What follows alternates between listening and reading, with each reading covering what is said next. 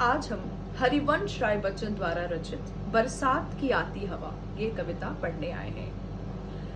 हरिवंश राय बच्चन, क्या आप उन्हें जानते हैं? अमिताभ बच्चन के पिता हैं हरिवंश राय बच्चन और वो एक बहुत ही प्रसिद्ध कलाकार, भारत क्या पूरे विश्व में जाने वाले पद्म भूषण उन्हें मिला है अपनी रचनाओं के लिए। तो आज हम उनकी रचित कविताओं को पढ़ने आए हैं। अच्छा, हरिवंश राय बच्चन ने अपने बारे में खुद को भी उन्होंने बताया है एक पंक्ति के द्वारा। मिट्टी का तन, मस्ती का क्षण, क्षण भर जीवन मेरा परिचय। मिट्टी का तन, जैसे हम सब का जो शरीर होता है वो मिट्टी का बना होता है, तो वो कहते हैं सब की तरह मैं भी एक आम आदमी, मेरा भी शरीर मिट्टी का बना हुआ। मस्ती का क्षण, हर पल मेरे लिए मस्ती भरा, हर दुख सुख में एक समाधान खोजना, मस्ती में जिंदगी जीना। क्षण भर जीवन, जीवन आज है कल नहीं, किसी को नहीं पता आपकी जिंदगी कितनी लंबी है, तो क्षण भर जीवन और यही मेरा परिचय। तो इन्होंने ऐसे खुद अपना परिचय दिया है। हरिवंश राय बच्चन का जन्म 27 नवंबर 1907 को हुआ था। कहाँ हुआ था? हमारे उत्तर प्रदेश में ही, इलाहाबाद के पास प्रतापगढ़ में, वहां के हम जन्म।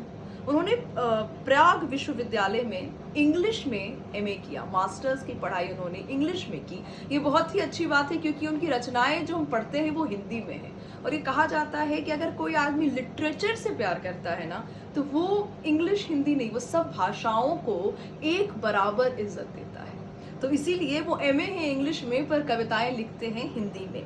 फिर कैम्ब्रिज यूनिवर्सिटी विदेश से उन्होंने अपना पीएचडी किया। दो चट्टाने एक कविता है, एक रचना है उनकी, दो चट्टाने, जिसके कारण, जिसके लिए उन्हें पद्म भूषण भी मिला। 2003 18 जनवरी को हमने उन्हें खो दिया। ये हैं हमारे कवि हरिवंश राय बच्चन और इनकी एक छोटी सी जीवनी जो हमने पढ़ी। अब हम कविता को आरंभ करने जा रहे हैं। बरसात की आती हवा।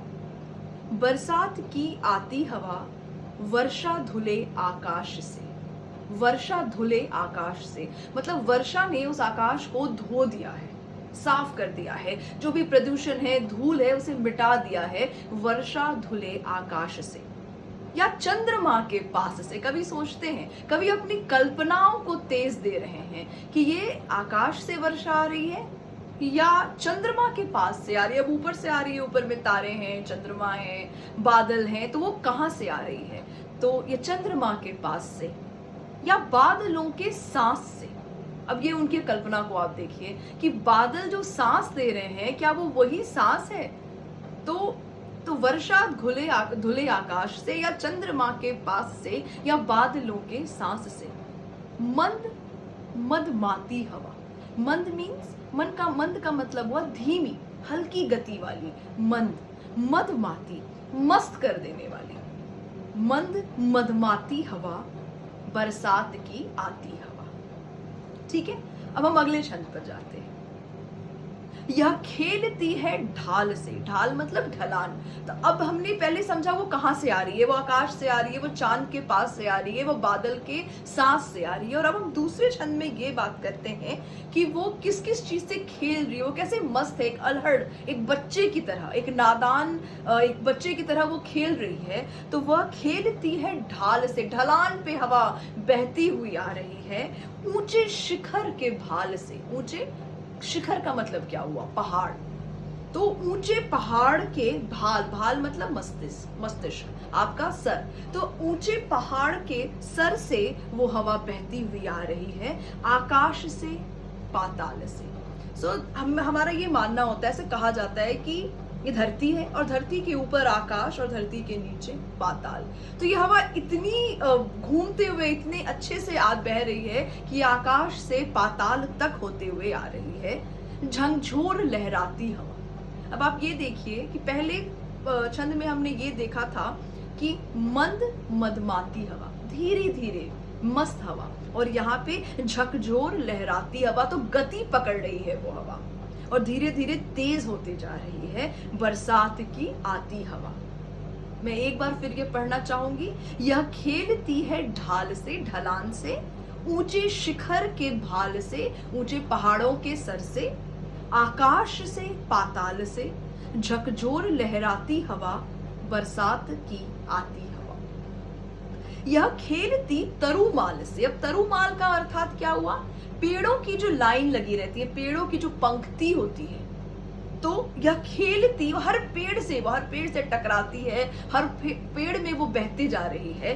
तो यह खेलती तरुमाल से, यह खेलती हर डाल से, पेड़ के हर डाल पे वो वहां पे बहती हुई जाती है।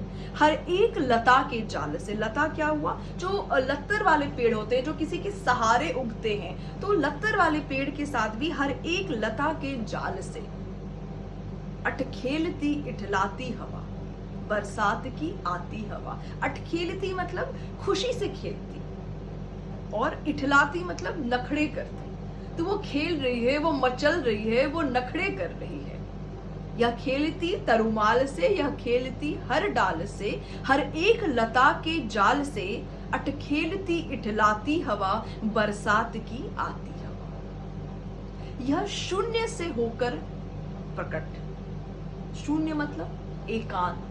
पता नहीं है कहां से इसका ओरिजिन हुआ है, इसकी शुरुआत कहां से हुई है, ये किसी को पता नहीं है। हर शून्य से होकर प्रकट, नव हर्ष से आगे झपट। नव मतलब नई, हर्ष मतलब खुशी। हर एक नई खुशी से आगे बढ़कर।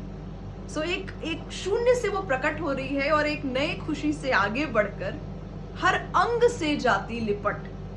आनंद सरसाती हवा, बरसात की आती हवा। तो जो बरसात आती है वो इतनी झूम के आती, कहां से आती है नहीं पता, शून्य से आती है, पर अंग को, हर तन बदन को वो उसकी हवा जो होती है वो इतने आनंद के रस में भर देता है, आनंद से रसपूर्ण कर देता है।